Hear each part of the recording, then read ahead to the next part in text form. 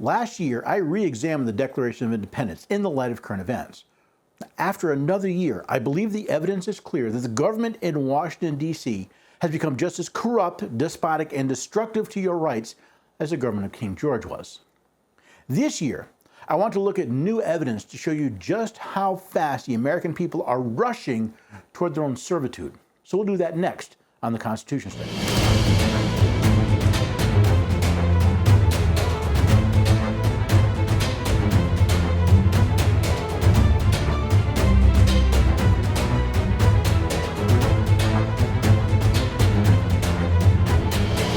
Hello there, everyday Americans. Paul Engel here with the Constitution Study. This is where we read and study the Constitution. We teach your rising generation be free. I am so glad you could join me today. You know, this is Independence Day. This is a day that we remember that we declared independence, not just from a king, but from tyranny itself. So I think it's important we take this closer look at the tyranny currently running around in America. Now, if you want to learn more, well, you can head to constitutionstudy.com. I have lots of resources. I have an online study. I have a newsletter, articles, video, radio programs, all there for you to help read and study the Constitution and teach yourself to be free.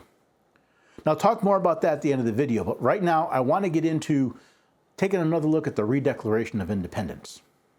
I often talk about how much the state of America today resembles that of the colonies, and how the government in Washington, D.C. resembles King George. That's why I wrote the Redeclaration of Independence in the first place. In the 1776 Declaration, the founders listed 27 specific grievances against the Crown. Let's take a look at some recent events in light of the grievances I listed in the Redeclaration of Independence. Let's start by looking at the courts. The federal courts have refused their assent to laws, the most wholesome and necessary for the public good, for effectively taking away our state constitutions, abolishing our most valuable laws, and altering fundamentally the forms of our government. We seem to forget that the federal judiciary is as much a creation of the Constitution and therefore subject to it as the other two branches of government. While the court has the judicial power to review cases, they do not have the legal authority to overturn state law. Yet today it seems that whenever a state passes a law a federal judge doesn't like, they claim the power to impose a nationwide injunction. That's not unlike what King George did. Furthermore, by placing their opinion above the supreme law of the land, well, they effectively rewrite the Constitution, and they effectively take away our state constitutions as well. The federal courts have dissolved state legislative acts repeatedly for opposing with manly firmness the federal government's invasion on the rights of the people. One thing a bully doesn't want to hear is that there's someone stronger than they are. So it shouldn't be a surprise that the federal government doesn't like it when someone points out that they were created as servants to the states, not their masters. So I guess it also shouldn't be a surprise when the federal courts, who are part of the federal government, push back when the truth isn't to their liking. The president has obstructed the administration of justice by politicizing the appointment of judges, requiring their fidelity to certain opinions rather than the supreme law of the land. Not only has the president obstructed justice, but it appears there are those in the judicial branch willing to leak information to persuade the court. Not to mention those who have actually used vandalism and violence to intimidate the justices into changing their positions on a case. The Senate has made judges independent of their will alone for appointment to their offices and threatened them with impeachment for political reasons. Once again, we see members of the Senate upset with those they've appointed to the federal courts. Not because they didn't adhere to the law, but because they didn't adhere to the senators' political demands. Next, we turn our eye toward the abuses of Congress. Congress has erected a multitude of new offices and sent hither swarms of officers to harass our people and eat out their substance. People like to blame the bureaucratic state on the president. While these new offices, for the most part, do report to the office of president, they are creations of Congress. So when you heard about the Disinformation Governance Board, you should not only point your righteous anger at President Biden, but also at those who represent you in Congress. For suspending the actions of our own legislatures and declaring themselves invested with powers to legislate for us in all cases whatsoever. After the 2020 debacle, Congress has tried to take over the entire election process. They've also threatened to impose abortion laws on the states if the Supreme Court decides to return it to them. Now we look at the most kingly of the branches of government, the president. The president has refused to enforce laws protecting the borders of this nation. The states remain, in the meantime, exposed to all the dangers of invasion from without and convulsions within. Did you know that the Department of Homeland Security has plans to crack down on what they refer to as disinformation? No, I'm not talking about the suspended Disinformation Governance Board. I'm talking about the current National Terrorism Advisory System Bulletin. Some domestic violent extremists have expressed grievances related to their perception that the U.S. government is unwilling or unable to secure the U.S.-Mexico border and have called for violence to stem the flow of undocumented migrants into the United States. We assess that there is increased risk of domestic violent extremists using changes in border security-related policies and/or enforcement mechanisms to justify violence against individuals, such as minorities and law enforcement officials involved in the enforcement of border security. So it seems, if you point out that the current administration has not only not secured our nation's border, but enacted policies to invite even more illegal aliens to enter our country, then you could be listed as a domestic violent extremist. The president has kept among us in time of peace standing armies by militarizing our police forces. Yes, the president helped militarize our police forces. Now, through the NSA and DHS, the federal government is spying on us just as easily as if they stationed troops in our homes. Unfortunately, that's not all. The president has combined with the Senate to subject us to a jurisdiction foreign to our Constitution and unacknowledged by our laws, giving their assent to the acts of pretended legislation from the United Nations and entering into international agreements without the advice and consent of the Senate. What do you think the president was doing when his administration suggested amendments to the World Health Organization's pandemic protocols? Biden is only one in a long line of presidents, not to mention congressmen, who have tried to subject us to jurisdictions foreign to our Constitution. Finally, I want to look at the bureaucrats. After all, they often act as much like kings and queens as anyone else in the government.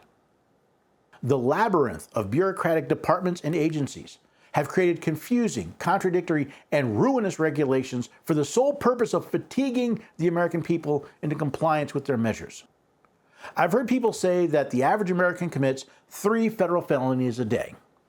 Not because they are criminals, but because of the labyrinth of confusing and contradictory regulations that pass for laws in America's current administrative state. For abolishing the free system of United States laws, establishing therein arbitrary government agencies, and enlarging the boundaries of their power so as to render it at once an example and fit instrument for introducing the absolute rule into these states.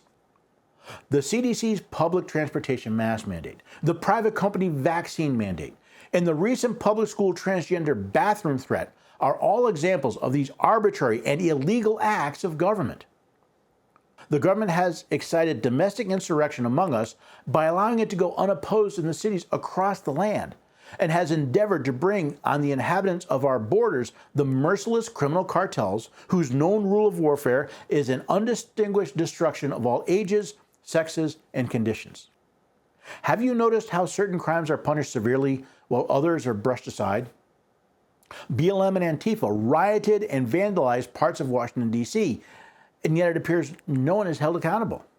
However, a few demonstrators on January 6, 2020 enter the Capitol, and not only is everyone who attended the demonstration labeled an insurrectionist, but Congress holds illegal committee hearings, including primetime shows, with no legitimate or constitutional power whatsoever. It seems the American people have not learned from their history. Rather, we have reverted to a state of servitude similar to the colonies in 1776. I wonder if, when those 56 men pledged their lives, fortunes, and sacred honor in support of the Declaration of Independence, they ever conceived that not only would the American people return to a life of dependence, but that we would do so willingly. Thankfully, this does not have to be our fate. As John Jay said, every member of the state ought diligently to read and to study the Constitution of his country and teach the rising generation to be free. By knowing their rights, they will sooner perceive when they are violated, be the better prepared to defend and assert them. If we the people will pick up the Constitution, read it, and study it, we'll find that our subjection to Washington, D.C. is not the law, but a result of our own actions. Washington, D.C.'s power is as fake as the emperor's clothes in the Hans Christian Andersen story. isn't it time others join me in pointing out just how naked the government in Washington, D.C. really is? I believe with a little education and some fortitude, we the people can restore the order our Constitution created. Because if we fail to do so, well, the future is too bleak to consider. So what do you think? Are we any better off in 2022 than we were Independence Day 2021? I would say no. I'd say in many ways we're worse. We are repeating the mistakes of the past. We are acting more like the colonies in 1776. But since we live in states, not colonies, they aren't vassals to Washington, D.C. They have every authority to uphold the Constitution, to point at Washington and say, sorry, we didn't authorize that. We didn't approve that. We didn't delegate that power to you. Therefore, you don't have it. But it's going to take fortitude, and it's going to take an American people that are willing to hire representatives, especially at the state and local level, that will stand up to the bully in Washington, D.C. I'm not saying it's going to be quick. I'm not saying it's going to be easy. I'm not saying it won't be painful. But think of what the future means without it. Just imagine the future your children will grow up in. Will they be free or will they be serfs? Will they have unalienable rights given to them by their creator, or will they only have the rights that government gives them? The decision is yours. How you live your life, how you and your family act, how free you are is your decision. I'm just here to help if you want it. So if you want to find out more, go to constitutionstudy.com. You can find this article, and you can find other material. Again, videos, audio podcasts, articles. Find the radio program. Come to one of my engagements. You can find my calendar, see where I'm speaking. Would you like me to come speak to your event or your group? You can request a speaker right there on the website. Maybe you want to join me on my tour. Go to constitutionstudy.com/tour to find the details. And again, if you want me to come speak while I'm on the tour, there's a form right there. Maybe you want to join me in my online study.